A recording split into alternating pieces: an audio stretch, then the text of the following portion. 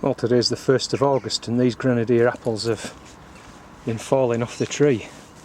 Seems way too early, 2 to 3 weeks early, but seems like they could be ready. Let's just try one. That came away with no real effort at all, so yeah, I'll pick those later today.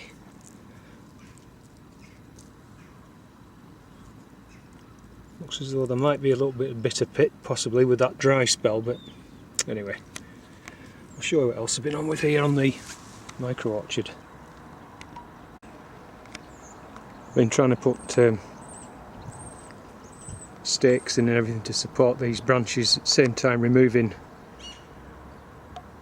quite a lot of the fruit. Here's a better example over here. People would argue there's still too many on there. Possibly, yeah. Just can't bring myself to take any more off, really. Again, on this russet, taken quite a lot off.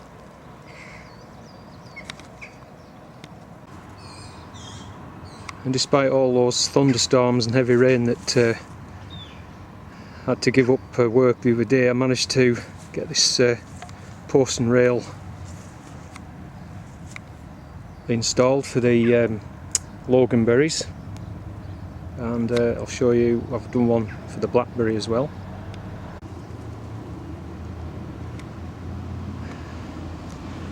So there's 3 thornless blackberries, so we'll just be able to sort of loop them in amongst those rails and tie them in. And then I was just thinking with these autumn raspberries, they're going to be, well, some of them are fruiting now, but they sort of fruit over quite a long period of time.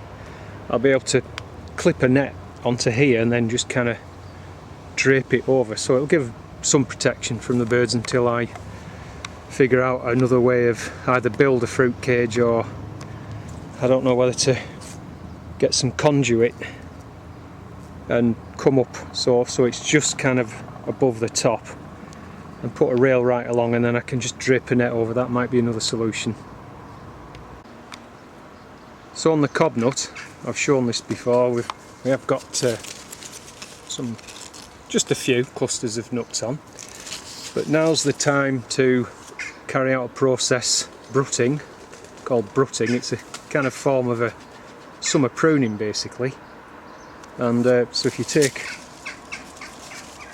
a branch like that, all these side shoots, you want to go to about, so that's where it comes from the stem, that point there. So say that little side shoot's about a foot long, so about 6 inches.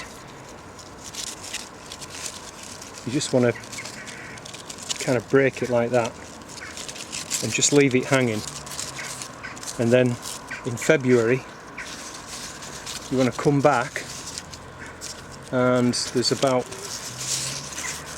difficult to focus in here, 1, 2, about 4 buds, so prune it back just behind that break where that leaf is there, just prune that off. And what we're trying to do there is encourage the formation of fruiting buds and flowers. So you just do that all over the tree. So I'm actually going to do that now. I don't know how well you can see that, but yeah, I've just gone around vandalising the tree basically. But yeah, snapping all these laterals about halfway, and then hopefully that will produce more of these beauties. I do think if I had a different variety, like Mike, Giant Dormouse, he has 2 different varieties, I think I will get better success. But anyway, I actually did propagate. I've got another 2 cob nuts off this tree. I did it with layering, and I'm doing 2 more.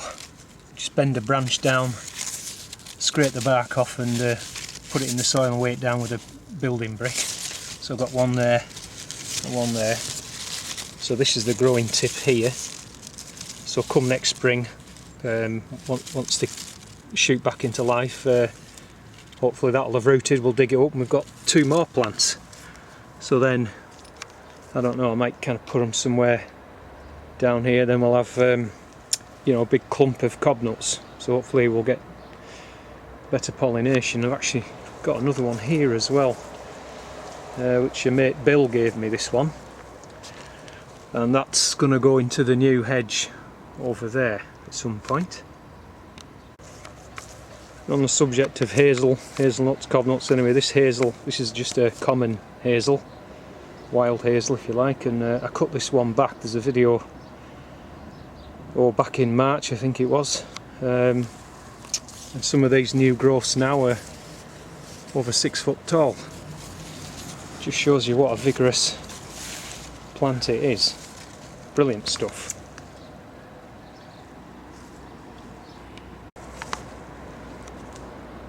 It doesn't look like it'll be too much longer before the plums are ready, and again, any brown rot,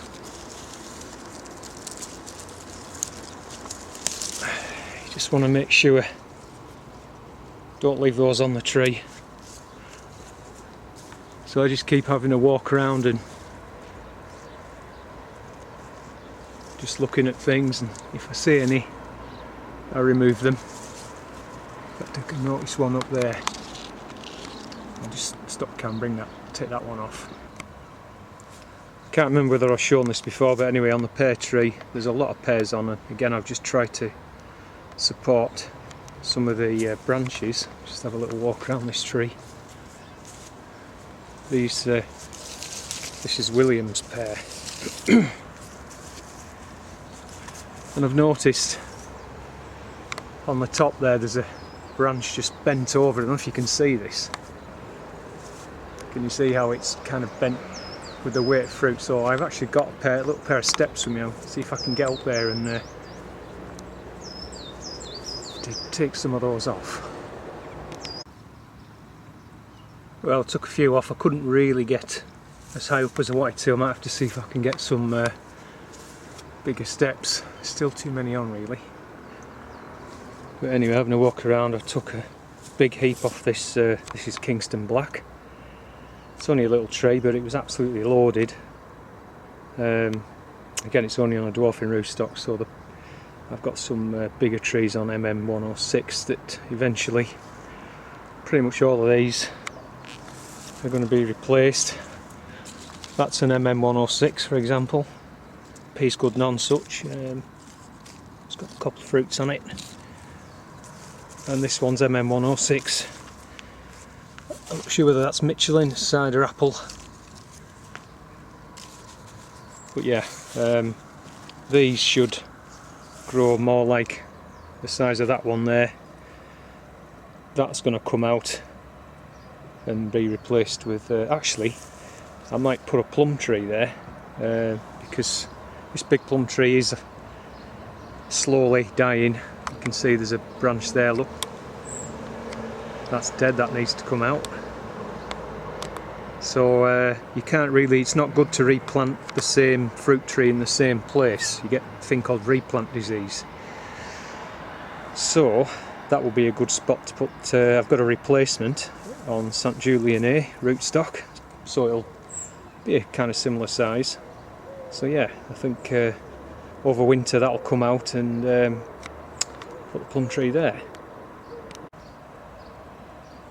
And the other thing, I might just come back and do some summer pruning and take all these growths off, and then let all the light in and ripen this fruit.